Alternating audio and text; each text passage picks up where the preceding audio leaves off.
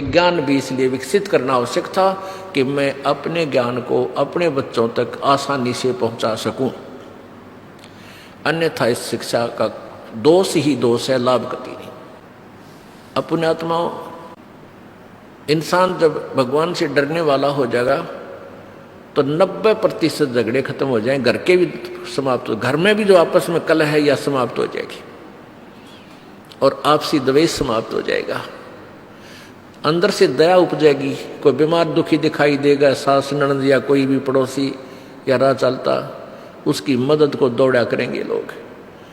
और अब एक्सीडेंट हो जाता है, आदमी मरा पड़ा, मरने को हो रहा है और साथ में नो ची ची भागे जा रहे हैं, नो देख ले एक्सीडेंट हो गया, एक्सीडेंट हो गया, चल चल चल जल्दी करवा पहुंचना। और पहले टूट का पड़ जाया करते थे। तो ऐसे एक भक्त बता रहा था कि मेरा शाम में एक्सीडेंट हुआ और सुबह तक मत भुगत रहा, तड़फ रहा, कोई निकट नहीं आया। सूर्य उदय हुआ, जब घर वालों को पता चला भी नहीं आया, ढूंढते ढांढते ऐसे वहाँ पहुँचे, जब मुझे उठा के लाए, बस एक आध सांस ही रह रहा था, मेडिकल तक पहुँचा इतने। तो पुण्यात्माओं, हम निर्दयी हो गए, डर रहा नहीं भगवान का। दया धर्म का मूल है, पाप मूल अभिमान, और तुलसी दया ना छोड़ियो जब लग घट में प्राण। अब परमात्मा क्या बताते हैं कि मानुष जन्म दुर्लभ है, ये मिला न बारंबार। जैसे तरवर से पत्ता टूट जाए वो बहुत नहीं लगता डर। आप अपने परिवार में रह रहे हो, बेटा बेटी, कार कोठी, पति पत्नी, माता पिता, रिश्तेदारी, कोई मित्र दोस्त सहेली, आपका कितना अच्छा दिल लग रहा है, आप बहुत अपने आप को आनंदित मान रहे हो, और अचानक कोई रोग हो जाता है जानलेवा, कैंसर। और कैंसर होगी, 1 2 4 हॉस्पिटलों में भी ट्रीटमेंट हो चुका, कोई राहत नहीं। तो फिर क्या सोचता है कि मेरा ही समय निकट आ गया। और घर वालों को पता है कि कुछ दिन का मेहमान है। उस स्थिति में सोचे अपने आप को, आपको उस स्थिति में ले जाकर सोचो कि ये स्थिति किसी के साथ भी हो सकती है। अपने परमात्मा में रुचि बनाने के लिए हमने इन फॉर्मूलों का प्रयोग करना पड़ेगा। वैसे नहीं बात बना करती, ये ज्ञान वैसे नहीं दिया जा रहा। प्रभु का यहाँ आने का उद्देश्य यही था कि मैं ज्ञान प्रचार करूं। ना उनको क्या आवश्यकता थी आने की, एक खड्डी में बैठ कर कपड़ा बुनने की, एक झोपड़ी में निवास करने की, जो सारी सृष्टि का मालिक है। उसका उद्देश्य था कि मेरे बच्चे यहाँ महादुखी हैं, ये झूठे सुख को सुख मान बैठे हैं, ये नकली सुख है, कल को मृत्यु हो जाएगी, इनको मूर्ख बना रखा है इस काल ने। ये तेरा बेटा है या तेरी बेटी, ये तेरी कार, ये तेरी कोठी, और कल मृत्यु हो जाती है, उसका क्या है, नालायक का कुछ भी नहीं, कुछ नहीं। उस बोली आत्मा का परमात्मा हमें यही याद दिलाने आते हैं कि तुम धोखे में डाल कर यहाँ रखे हुए तुम्हें मूर्ख बना रखा है, और तुम्हारी बुद्धि इससे आगे सरकती नहीं।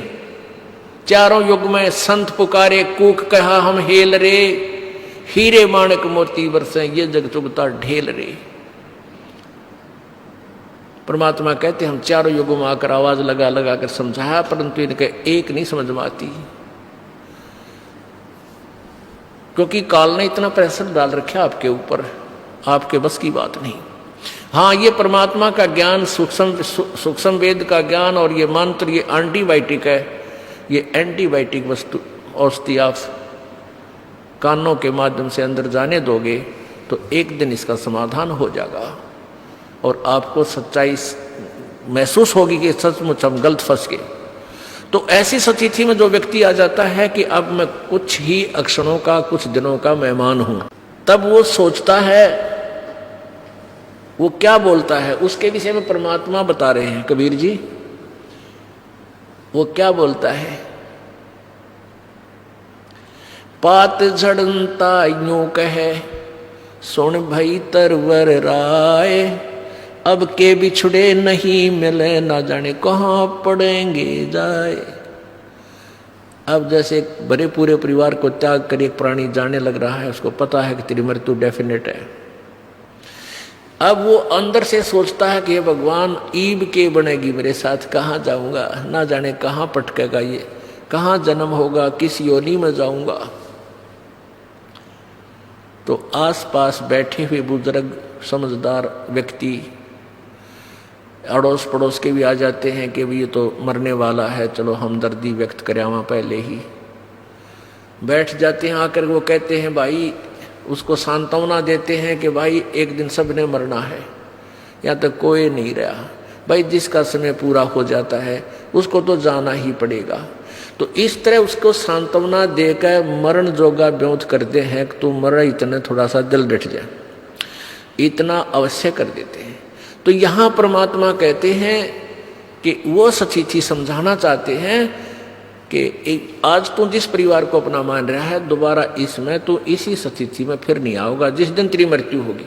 हाँ, अब रहते रहते सब कुछ कर, आप भी मालिक ने याद कर, अपने बच्चे भाई बहन बेटियों को, माता और पिता को भी मालिक के चरणों में लगा। ये तेरा प्रथम कर्तव्य है। जैसा हम बच्चों को पालना प्रथम कर्तव्य समझते थे, उससे भी प्रथम कर्तव्य हमारा, जिसको ज्ञान समझ में आ गया, पिता को ज्ञान समझ में आ जाता है तो पूरे परिवार को समझावे। यदि पुत्र को ज्ञान समझ में आ जाता है तो पूरे परिवार को माता और पिता से भी रह कर जिक्र करे मालिक का, समझाओ, उनको पता चला, ज्ञान दे के कल को बहुत दुरुक्ति होगी आपकी। ये हमारा प्रथम कर्तव्य है। और सेकंड कर्तव्य तो है ये, तो अपने बच्चों की परवरिश करना, इसमें तो दो राय है नहीं करेंगे फिर हम पेट कैसे भरेगा। तो हमारा एक वो है परमात्मा का दिया हुआ एक व्यवस्था है, इसमें तो हम करेंगे।